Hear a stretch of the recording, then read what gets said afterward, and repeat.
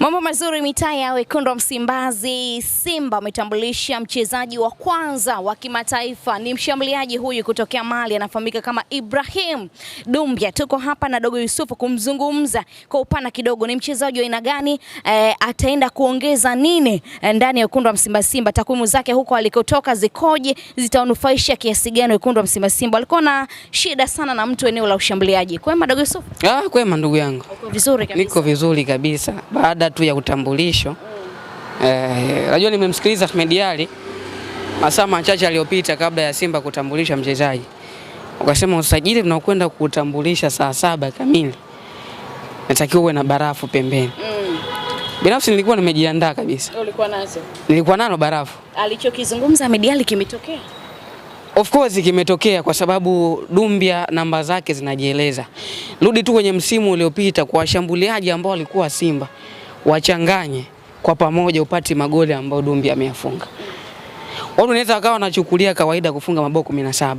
Lakini angalia aina ya ligi ambayo anatokea. Ni miongoni mwa taifa ambalo tukizungumza kwenye football imetuacha mbali kweli kweli. Kwa hiyo mimi nadhani Simba amepata mchezaji sahihi kwa sababu kwanza umri wake utawalipa, bado ni mchezaji ambaye atatumika kwa muda mrefu. Namba zake zinajieleza, hitaji hata nafasi ya Salome kukuelezea kwamba ni mchezaji wa aina gani. Kwa hiyo mimi binafsi nimeona Doumbia, nimemfuatilia kwa muda mrefu, ni mchezaji ambaye anakwenda kuongeza kitu kikubwa sana. Unajua kwa msimu uliopita Steve Barker ni kama alikuwa na visingizio baada ya Soa kuwa hapatikani. And then anayepatikana pia apati kila anachokitaka kwa maana ya kocha. Akalazimika muda mwingi kuwatumia kina Ino Josephine Loemba pamoja na Elim Panzo kama namba 9, lakini kwa aina ya namba 9 ambao ameileta, basi Elim Panzo inabidi atafute nafasi ya kucheza kwa msimu ujao. Kwa aina ya mshambuliaji ambaye Simba imemtambulisha, Elim Panzo asijipe imani tena ya kucheza kama namba 9 msimu ujao. Kama alishindwa kupambana na kina Libasi Geye, kina Anset Ola kuchukua namba, basi msimu ujao inabidi alazimike kufanya hivyo kwa sababu hatopata nafasi hata ya warau sekunde moja. Kama Ibrahim Doumbia hapo kwenye ufiti wake, yuko kwenye fitness level, Elim Panzo atafute chimbo lingine. Kwa hiyo sitoshangaa kwa msimu ujao Elim Panzo kutumika kama beki namba 3 au namba 2. Au akashushwa kabisa pale kusaidiana na Kagoma kwa sababu kwenye namba 9 hatocheza. Namba 9 hatocheza. Na ujue hapo Simba amepatikana, na sio tu amepatikana, ni mshambuliaji hatari kweli kweli. Na hapo ujue Simba hawajamaliza. Unawezekana unadhani Doumbia ndio imeisha. Kuna chuma kingine kinakuja pale. Kuna chuma kingine kinakuja. Kwa hiyo hatari juu ya hatari msimu ujao Simba, mabeki wa timu pinzani watajifunga vibaya mno. Mabeki ya timu pinzani kama walifanikiwa kujifunga mbele ya Selemani Mwalimu, basi msimu atajifunga mengi vibaya. Msimu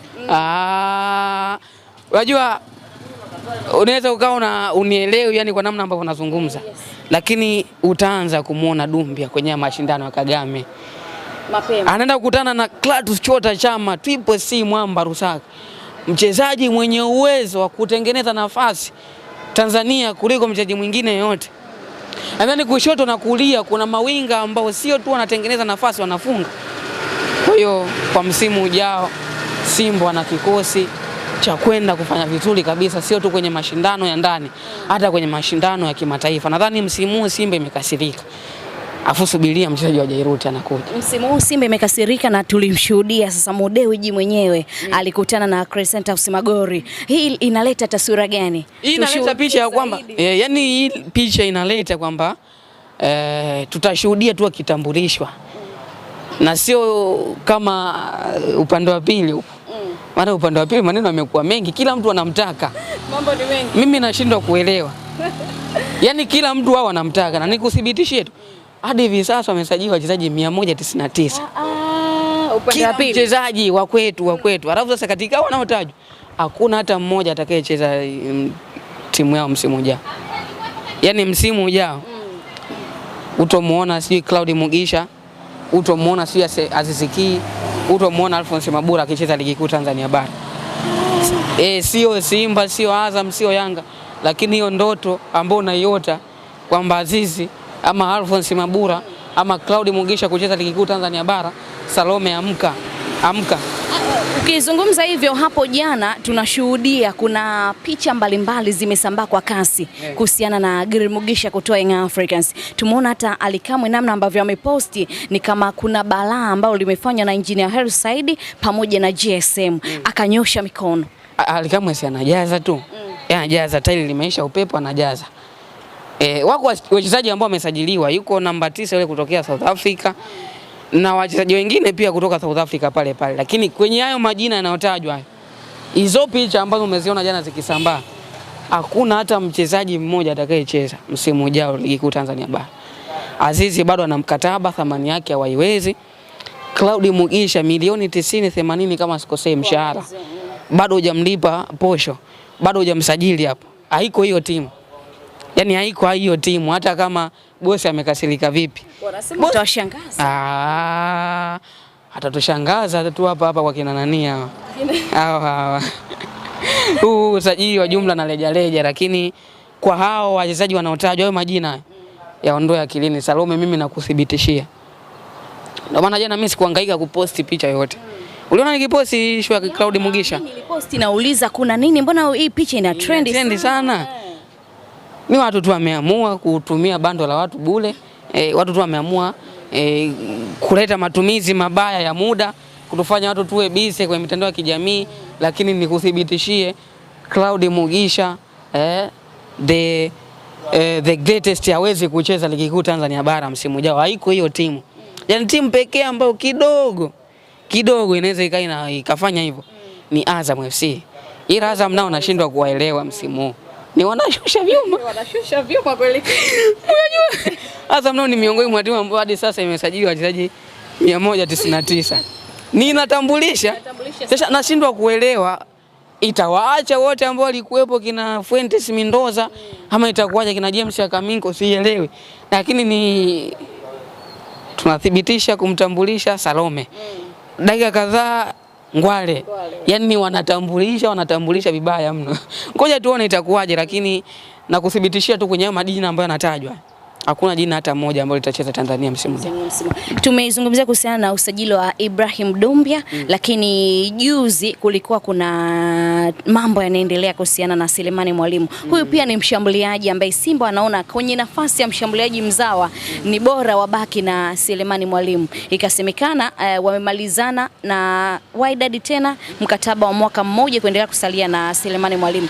Wydad nao wakaja wamekanusha kuhusiana na hilo, na alisikika Ahmed Ally akizungumza kwamba watarudi mezani tena kuzungumza na Wydad kama wataridhiana, wataendelea na Selemani Mwalimu. Kama mambo atakuwa ndivyo sivyo, basi Selemani Mwalimu inabidi arudi Wydad. Ni kweli, lakini Salome, mimi naomba nikwambie jambo moja. Kwa namna ambavyo nimelifuatilia ile sakata, Simba wamekasirika vibaya. Unajua Simba ni taasisi kubwa. Kile ambacho Wydad wamekifanya kiliwakasirisha sana. Kuna namna ambavyo kinashusha brand. Kizingatia kwa hivi sasa ni muda wa usajili. Wanatamani zaidi kuwa kila wanachokifanya kiwe kinaendana na uhalisia. Kwa kile ambacho Wydad walikifanya, Simba hawajapendezwa nacho, kwa sababu wao walipaswa kusubiria tarehe 30 imefika ila haijaingia ndo aje kuuliza ama kukanusha. Lakini pamoja na hiyo, njia ambayo waliitumia Simba hawajapenda. Ziko njia nyingi sana ambazo zingeweza kufikisha ujumbe kwa Simba. Kuwasiliana direct. Kuwasiliana kwenye email direct, lakini pia ziko njia mbalimbali za mtu kutoka huko kuja huku, vyovyote, lakini njia ambayo waliitumia Simba hawajaipenda. Sasa Simba wanafikiria kuachana na Selemani Mwalimu mazima. Sio kwa sababu hawamtaki Selemani Mwalimu, sio kwa sababu Mwalimu haitaki Simba. Lakini ni kutokana na lile ambalo lilitokea sakata la Wydad Casablanca kuto kutumia njia sahihi za kuwasiliana, kwa sababu wakati Mwalimu anakuja kwa mkopo Simba, kuna ambaye aliposti kwenye nani, mbona hakuposti kwenye mtandao wa kijamii? Si hakuna. Tulikuja tu kupewa taarifa kwamba Mwalimu deal done ndani ya wekundu wa Msimbazi Simba. Sasa njia ambayo aliitumia ile, matajiri wa Simba wamekasirika vibaya mno. Wamekasirika vibaya mno kwamba msituone kwamba sisi hatuwezi kumsajili. Kwa hiyo ziko hizo taarifa ambazo nimepenyezewa kwamba Simba wamekasirika vibaya mno na wanafikiria kuachana mazima na huyo nyota.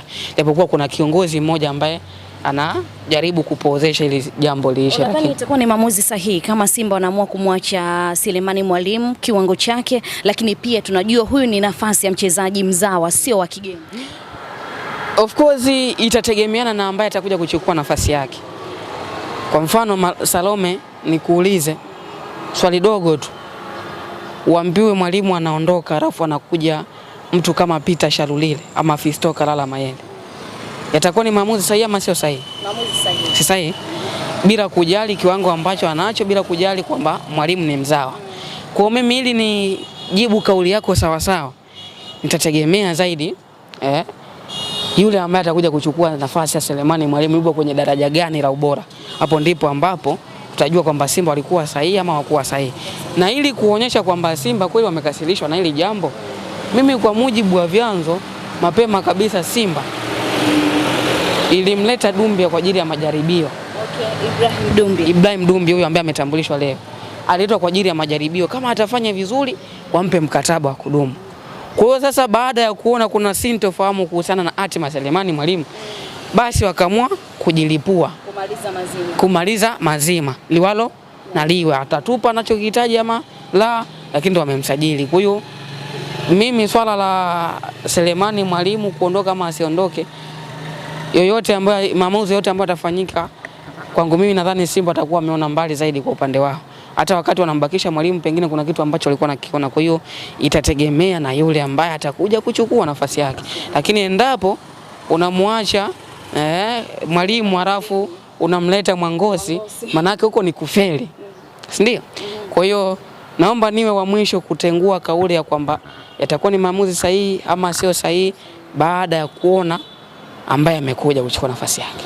Tuzungumze kuhusiana na Simba sasa hivi. Pre-season ni Simba na Young Africans. Yanga wako Tanzania wanafanya pre-season yao, lakini Simba tayari wako Rwanda kwa ajili ya michuano ya Kagame. Hiyo wataitumia kama pre-season yao. Ipi ni pre-season beta zaidi kwa upande wa Simba ambao wanafanya mashindano na Yanga ambao wameamua kujifungia ndani na kufanya pre-season na benchi la ufundi jipi? Inategemea kitu gani ambacho umekitarget. Lakini mimi ukiniuliza, target ya Simba ni beta zaidi kuliko ya Yanga. Najua kupata mechi za kucheza, yani unaweza kama unafanya pre-season and then kwenye zile mechi za kucheza kupima kile ambacho unakipa, unawapa wachezaji wamekipokea kwa asilimia ngapi, lazima upate mechi kweli kweli.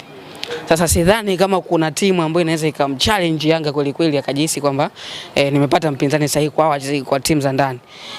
Zaidi labda iwe ni Azamu ama timu kutoka nje yenye ubora. Lakini timu inavyoenda kucheza mechi ya kirafiki sivyo ambavyo itacheza kwenye mashindano. Kwa hiyo kwa Yanga nadhani hawakutazama kama Simba ambavyo wametazama. Simba wameangalia mbele zaidi. Mechi yao ya kwanza itakuwa ni ngumu dhidi ya Young Africans Ngao ya Jamii. Tukacheze mechi kweli za mashindano. Kule Singida ataingia miguu yote. Kama sisi kuna timu gani sisi itaingia miguu yote. Hakutakuwa sina swali ya mtume, tuko mechi ya kirafiki. Kwa hiyo tofauti na Yanga ambaye atacheza kama atacheza hapa KMC, manake atacheza labda na timu ya daraja la ambayo imeshuka daraja kama KMC, ama ikacheza labda na Tibu, ama ikacheza labda na Coastal Union, ama ikacheza labda na Mbeya City, Fountain Gate. Hizo ni timu ambazo Yanga hata bila pre-season Yanga atashinda. Kwa hiyo nataka zile mechi kweli kweli, yani kila mtu angate meno. Alafu tuone wewe una wachezaji. Sasa hapo ndo Simba ambapo wamepata target. Sisi wanataka kuenda kupima kabisa kikosi chao kipo vizuri. Huo usajili ambao unatajwa utaingia kwenye kikosi moja kwa moja. Kwa nadhani kwangu mimi ukiniuliza, hata ukimuuliza Yanga shabiki wa Yanga yoyote ama kiongozi Yanga yoyote nje ya Mike atakwambia haya ndo alikuwa maamuzi sahihi. Kwa sijajua Yanga kitu gani ambacho walikitarget, lakini wamebadilisha asilimia kubwa ya wachezaji wengi. Kocha pia ni mpya. Kwa pengine wameogopa aibu. Unaweza ukaenda ukadhalilika kule ukaanza kushusha thamani kuendelea siku ya mwananchi. Kwa hiyo inabidi wajifungie ndani, wajiweke kwanza sawa. Jione kwamba sisi kwa ubora wetu uko wapi, vitu yaliomo yamo. Tutatoboa Ngao ya Jamii. Kwa hiyo ndo maana hapo sasa wanajiandaa, kwa sababu kwa kocha wa Yanga unajua ameingia ameanza mazoezi siku ya jana. Yes. Tofauti na Steve Becker ambaye alikuwepo msimu uliopita. Hata bila kwenda na usajili mpya, anajua kabisa mimi nikimpanga Libasi Geye, Anset Ula, Ismail Tule, Lushain, Yusufu Kagoma atanipa 1 2 3. Tofauti na Yanga ambayo chini ya